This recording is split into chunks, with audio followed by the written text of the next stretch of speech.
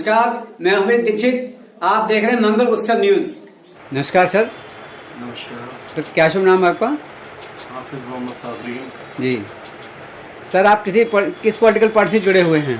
मैं भारतीय जनता पार्टी ज़िला चांदनी चौक का कार्यकारिणी सदस्य हूँ जी।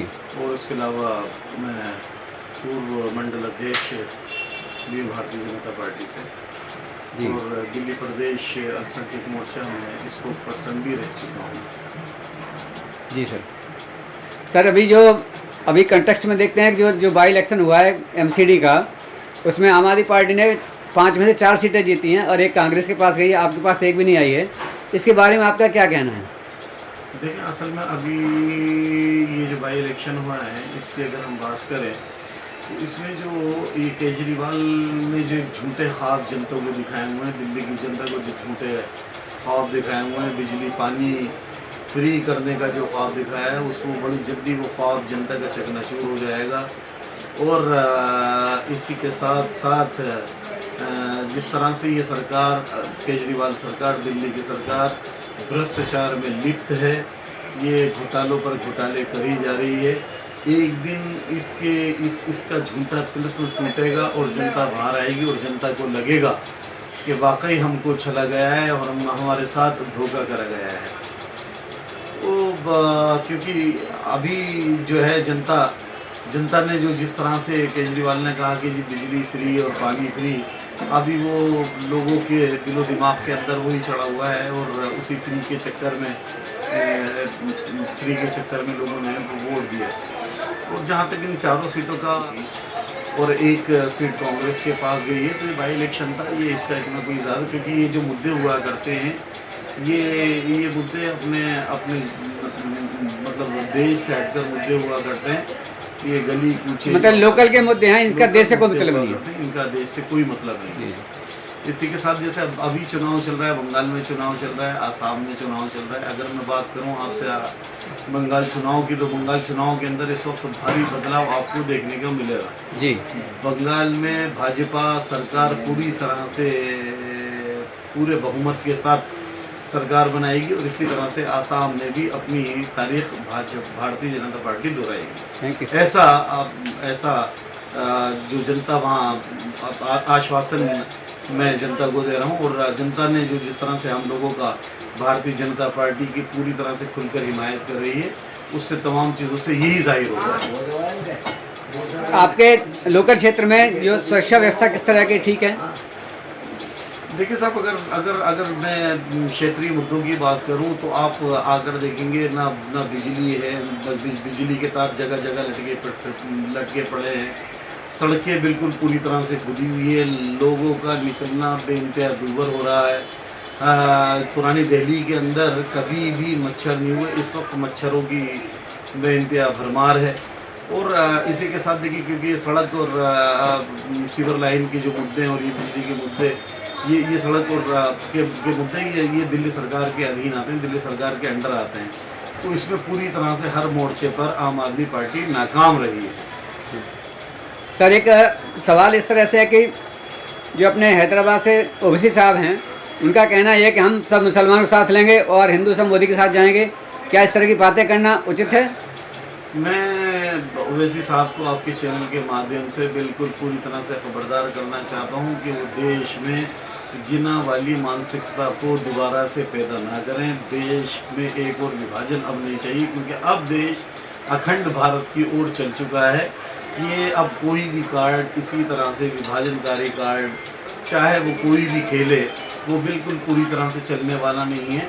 नकारात्मक राजनीति वक्ती तौर के लिए तो लगता है, लेकिन ज़्यादा लंबी सांसें नहीं हुआ करती हैं और बहुत जल्दी दम तोड़ दिया करती हैं।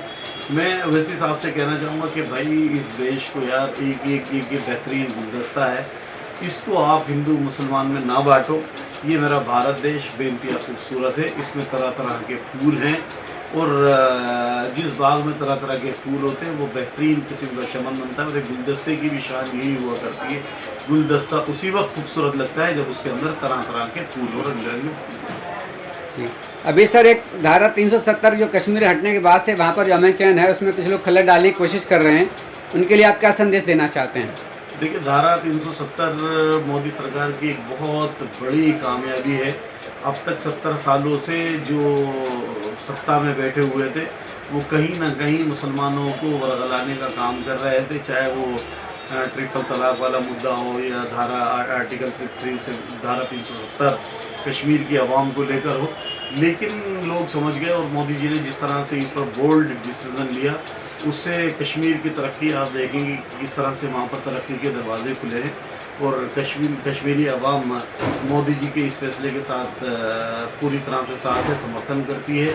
और जिस तरह से ये अलगाववादी ताकतें वहाँ पर अपना सर उठाई हुई थी और अपना फन फैलाई हुई थी, वो उस फन को कुचल दिया गया है। तो ये आखिर की छटपटाहट है और ये बहुत जल्दी ख़त्म हो जाएगी, क्योंकि ये छटपटाहट वो तो रहती है। मतलब आपका कहना है कि आतंकवाद दम तोड़ने के रास्ते पर है, थोड़े दिनों में ख़त्म हो जाएगा? बिल्कुल 100% बिल्कुल। मेरा देश अब तरक्की की राह पर चल चुका है। हिंदू, मुस्लिम, सिख, ईसाई आपस में बिल्कुल पूरी तरह से देश की तरक्की में अपना योगदान दे रहे हैं और ये देश अखंड भारत की तरफ चल चुका है, अखंड भारत की तरफ गामजन है। मैं तो आप देखेंगे कि बहुत जल्द ये हम लोग इस भारत को अखंड भारत रूपी रूप में हम लोग देखेंगे।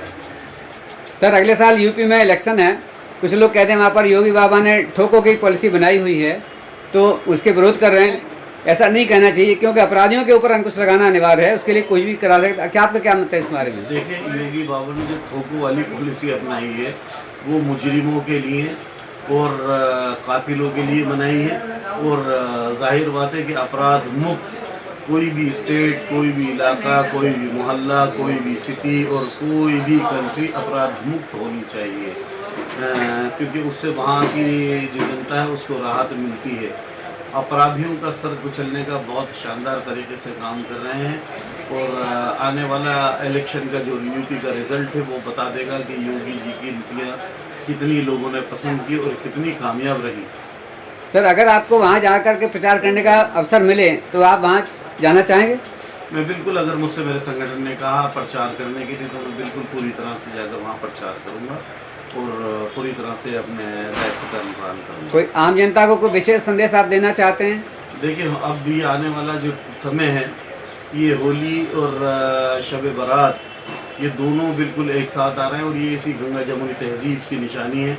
और जिस तरह से इस कोविड के दौर ने दोबारा से अपना फन फैलाया है, ये दूसरा वेव निकल कर आया है, इसमें बिल्कुल पूरी तरह से सावधानी बरतें, मास्क का ज़्यादा से ज़्यादा उपयोग करें, सैनिटाइज़र का बिल्कुल पूरी तरह से इस्तेमाल करें और 2 गज की दूरी बिल्कुल बनाए रखें। इसमें ज़रा सा भी बिल्कुल ज़र्रा बराबर भी आपने और कॉन्फिडेंस में नहीं होना चाहिए, क्योंकि ये इतनी ख़तरनाक बीमारी है कि इसका अभी तक पूरी दुनिया इससे पनाह मांग चुकी है। और मैं इन दोनों त्योहारों के मौके पर मैं देश की जनता को संदेश देना चाहूँगा, ख़ासकर दिल्ली के अवाम को संदेश देना चाहूँगा कि इबादत की रात, शब बारात की रात, इबादत की रात है। अपने घरों में रहकर लोग इबादत करें, इसी तरह से होली भी अपने घरों में खेलें। ऐसा ना हो कि ये बीमारी कहीं फन फैलाकर, क्योंकि हमने बहुत कुछ खो दिया, बहुत अपनों को खो दिया है इस बीमारी की वजह से। अब हम और दूसरों और अपनों को खोना नहीं चाहते, इसलिए एहतियात बहुत ज़रूरी है। एहतियाती तदाबीर को अपनाएं और एहतियात का पालन करें। और एक बार फिर मेरी तमाम देशवासियों को इस होली की और शब बारात की दिली मुबारकबाद। आपके चैनल को भी बहुत बहुत मुबारकबाद। जय हिंद, जय भारत। Thank you sir.